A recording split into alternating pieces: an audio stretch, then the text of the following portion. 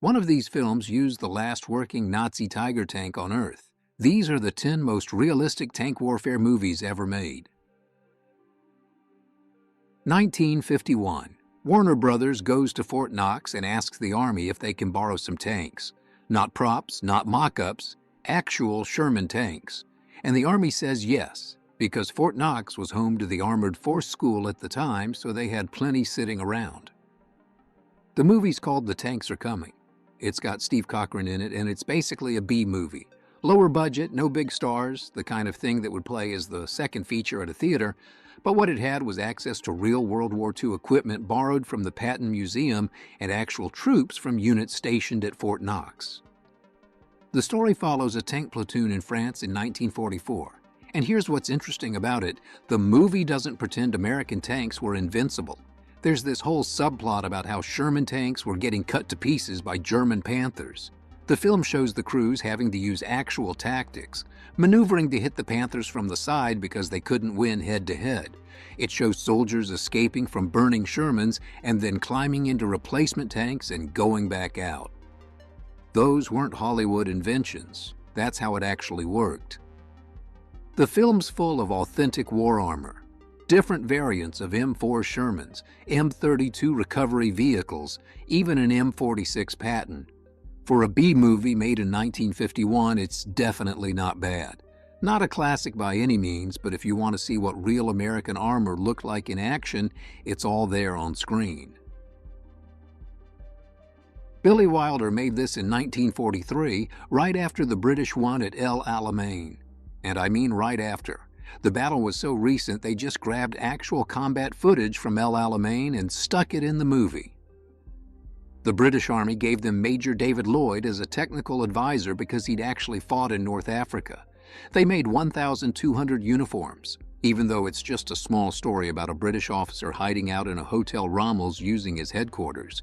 And for the German tanks, they just used American M2 light tanks.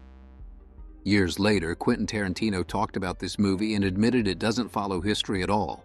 Wilder and his writing partner just made up their own version of events and their own version of Rommel that isn't even remotely accurate. But Tarantino calls it one of his favorite war stories anyway because it's a fantastic version of what could have happened. Soviet T-55 crew gets lost during the war in Afghanistan. They're stuck in a valley, Afghan rebels are hunting them, and the whole movie is a claustrophobic nightmare of what happens when you're trapped inside a metal box in enemy territory. Dale Dye advised on it. This was before he did Saving Private Ryan and became the go-to military consultant in Hollywood. They used a real Soviet T-55 that Israel had captured during one of their wars with Arab states. Dye said he bought the tanks from Israeli officers over drinks in a Tel Aviv hotel. The movie's genuinely great, really intense, does an incredible job showing what being in a tank crew is actually like. But it came out right when Columbia Pictures was changing management, and the new executives had no idea what to do with this small character study about soldiers going crazy. This was the late 80s when everything had to be a blockbuster. So they dumped it. Played in maybe 5 cities for a week or two, made no money, disappeared completely. One of those situations where a good movie just got buried by bad timing. James Garner wanted to drive a Sherman tank and crash it into things, so they made a movie about it. They filmed at Fort Benning and around this small town in Georgia. The tank was a real 1942 Sherman that Ford built, owned by a collector who had it in his museum in Indiana. Same Sherman that was in the Blues Brothers, actually. Garner wrote about it in his memoirs years later and basically said the movie was nothing special, just a regular workday film. But he had fun because he got to drive a Sherman and smash stuff with it. That's the entire appeal. The movie's got a 20% on Rotten Tomatoes. It's not good, but Garner's clearly having a blast driving this massive piece of World War II machinery around Georgia, and that enjoyment is infectious. The Sherman's in a museum in Massachusetts now, so at least it's still around. David Ayer's a Navy vet, comes from a military family. When he made Fury, he focused on getting the brotherhood right, how tank crews bond under combat stress. It's about a 5-man Sherman crew in the last months of the war in Europe, and there's some real tanks in the movie. They used an M4 Sherman for the title tank, but the big deal was getting Tiger 131 from the Tank Museum in Bovington. It was the first time a real German Tiger appeared in a modern film. The combat sequences show Sherman tactics against superior German armor. The mud, the mechanical failures, the fact that Shermans had to work in groups to take out one Tiger, that's all accurate. The film doesn't make American tanks look invincible. It shows them as outgunned, out-armored, winning through numbers and crew skill. When it came out, Tarantino put it on his top 10 list for 2014.